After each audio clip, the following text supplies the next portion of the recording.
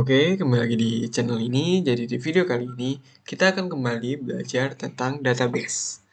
Nah, sebelum itu, kita akan merefresh kembali nih. Apa sih yang sudah kita pelajari di tutorial sebelumnya? Di tutorial yang kedua, kita belajar bagaimana cara membuat sebuah tabel menggunakan program dan juga PHP Kalian bisa pilih ingin menggunakan program ataupun PHP sesuaikan dengan kondisi ataupun kebutuhan kalian. Itu sifatnya opsional. Nah, sekarang cara membuat tabel menggunakan program. Di sini kita menggunakan create tabel. Nah, menariknya di sini kita harus memberitahu ke program kita mau ngapain. Maksudnya apa? Jadi di sini program tidak tahu harus mengeksekut apa. Nah, kalau di tutorial pertama kan kita tulisnya cursor.execute create database. Jadi kita ingin membuat sebuah database dengan nama tutorial pertama. Kalau di sini kita ingin mengexecute yaitu membuat sebuah tabel. Maka dari itu kita menulis create tabel, lalu namanya apa. Nah, setelah sudah, kita barulah membuat kolomnya. Di sini saya menentukan ada 4 kolom. Yang pertama ID, nama, email, dan yang terakhir adalah buku. Untuk ID, saya menggunakan tipe data integer, auto increment, dan primary key. Di sini auto increment berfungsi untuk menambahkan angka 1 pada ID setiap kali kita menginput data.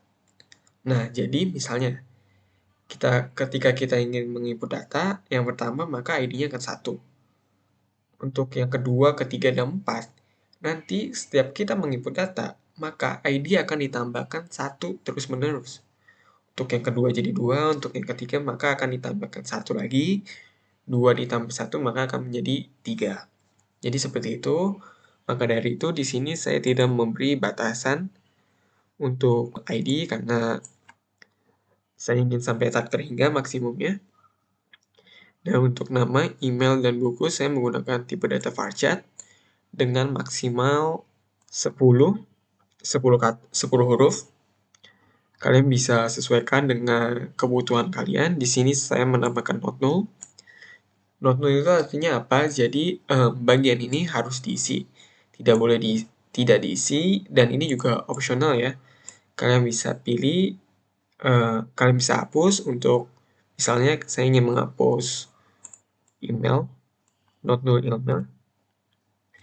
Jadi di sini email dapat tidak diisi, jadi yang harus diisi adalah nama dan buku. Jadi kalian sesuaikan saja dengan kebutuhan kalian. Oke, oh ya, jangan lupa kita sambungkan terlebih dahulu dengan database mana yang ingin kita gunakan. Oke, saya rasa cukup. Sekarang kita langsung saja belajar apa sih yang ingin kita pelajari di video kali ini. Nah, sekarang di video kali ini kita akan belajar bagaimana caranya kita menginsert sebuah data ke dalam tabel yang sudah kita buat di tutorial kedua. Nah, untuk itu, pada kesempatan kali ini saya akan mengajarkan menggunakan PHP dan juga program. Untuk pertama, kita akan belajar bagaimana cara menginsert data menggunakan PHP dan barulah kita menggunakan program, yaitu program Python.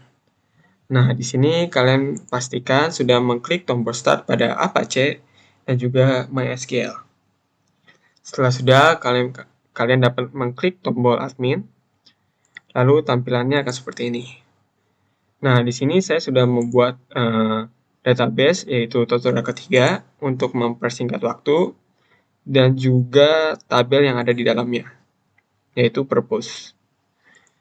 Seperti yang kalian lihat di sini, layout dari tabel ini sama seperti yang ada di tutorial kedua, jadi sama persis. Nah, di sini langsung saja kita belajar bagaimana cara kita menginsert datanya. Seperti yang kalian lihat di sini ada bagian insert. Kalian klik. Nah, di sini kalian nih bisa mengetik data yang ingin kalian masukkan ke dalam tabel. Untuk bagian ID, kalian kosongkan karena pada saat pembuatan tabelnya, khususnya pada bagian ID, kita sudah men-setting ID tersebut auto increment, yaitu setiap kita menginput data ke dalam tabel tersebut, maka ID-nya akan bertambah 1 terus-menerus. Oke, Langsung saja kita input data untuk pertama kali. Yang pertama nama, misalnya kita buat Budi, lalu di sini kita buat Budi, emailnya Budi, lalu di sini dia minjem buku belajar database.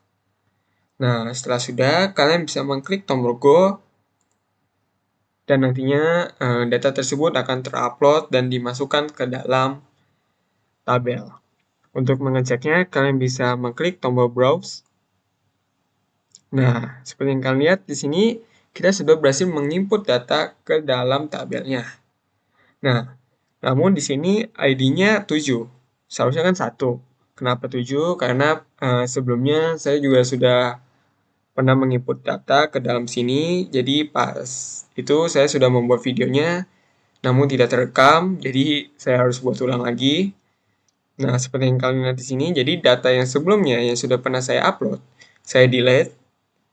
Jadi ada sebanyak 6 data, saya delete, dan di sini kalian dapat melihat bahwa bahwa ID tersebut akan terus bertambah mengikuti ID sebelumnya, yaitu ditambah 1 kan. Jadi 6 ditambah 1, 7.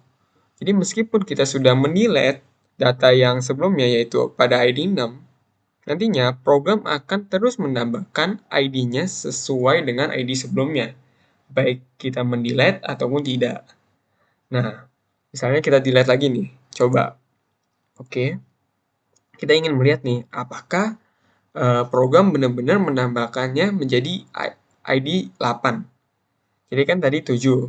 Kalau kita menginput lagi, berarti 8 dong. Sekarang kita coba. Di sini kita samakan saja Budi.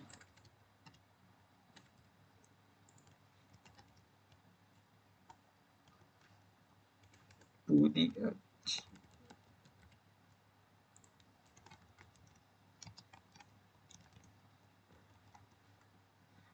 Nah, di sini kalian juga bisa mengimport 2 data atau lebih. Di sini kalian bisa ketik sekalian kita belajar. Sekalian kita juga mengecek apakah benar bahwa bahwa ID tersebut akan bertambah terus-menerus atau tidak. Di sini kita buat misalnya Angga.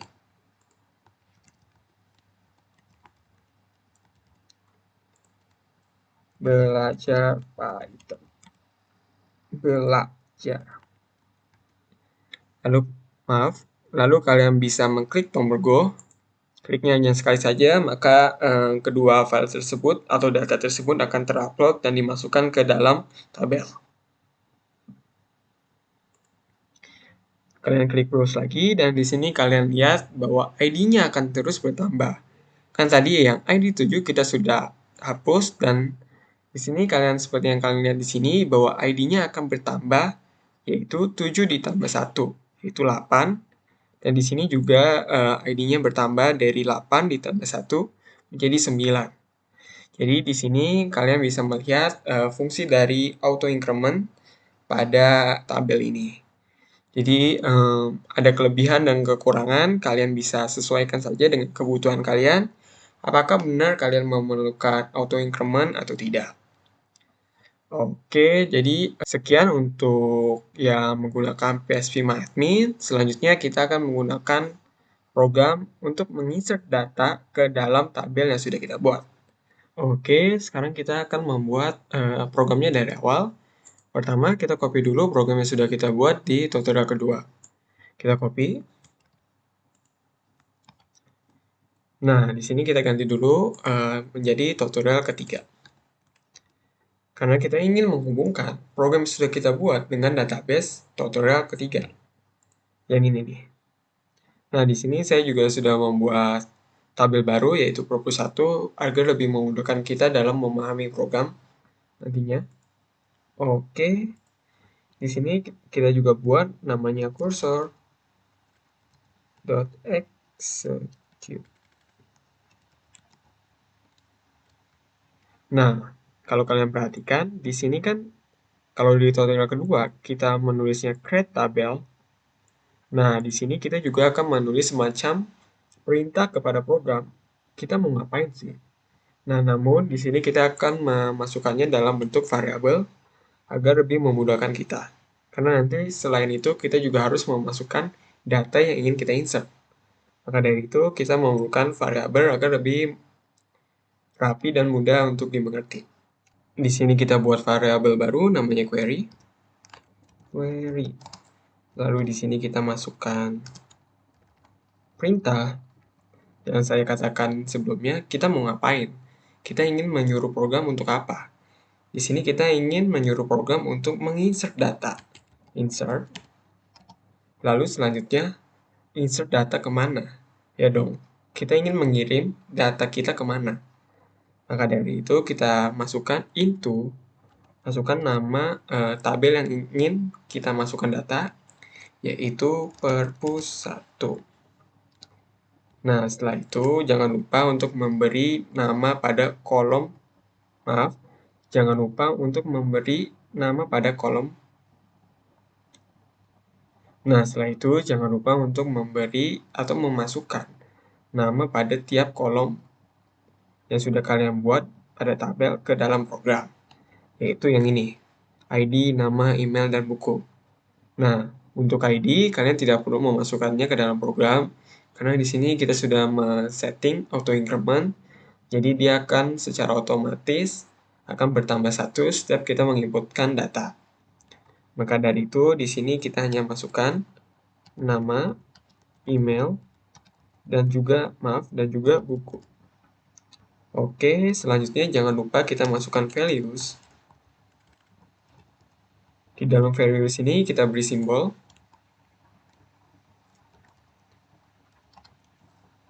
S ini simbolnya untuk string ya, ataupun varchar, dia juga bisa. Nah, mungkin dari beberapa kali juga sudah tidak asing dengan simbol ini karena sering digunakan dalam program C khususnya ya. Dan juga setelah itu kita buat variabel baru lagi untuk data yang akan kita insert, yaitu kita buat saja data. Di sini kita masukkan datanya. Pertama kan nama, berarti kita masukkan saja misalnya add contact spasi, lalu masukkan emailnya, kita add aja, di sini tanda petik 2. Selanjutnya buku, belajar database. Nah, setelah itu kalian tinggal masukkan variabel query dan juga data ke dalam cursor.execute. Query data. Nah, setelah itu jangan lupa kalian masukkan db, kalian panggil variabel db lalu .commit.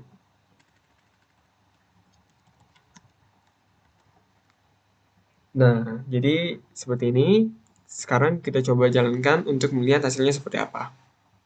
Oh ya, kita juga kasih tanda dulu apabila sudah berhasil. Data berhasil di insert.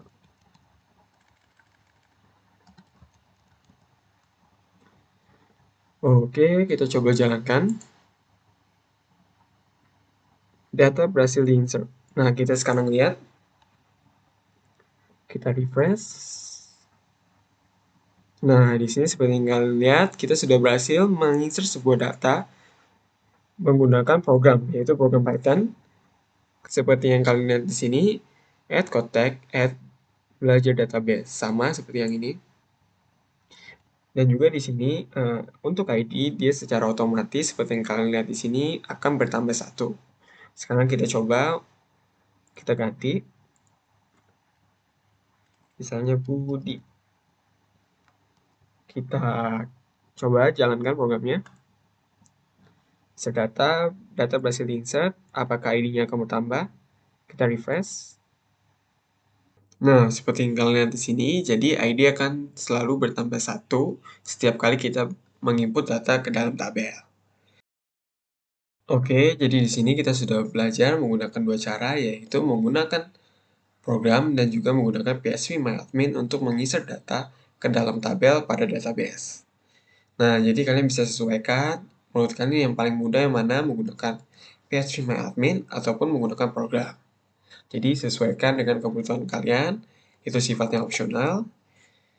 Nah, sebagai informasi tambahan mungkin selanjutnya videonya akan di-upload secara rutin 2 minggu sekali.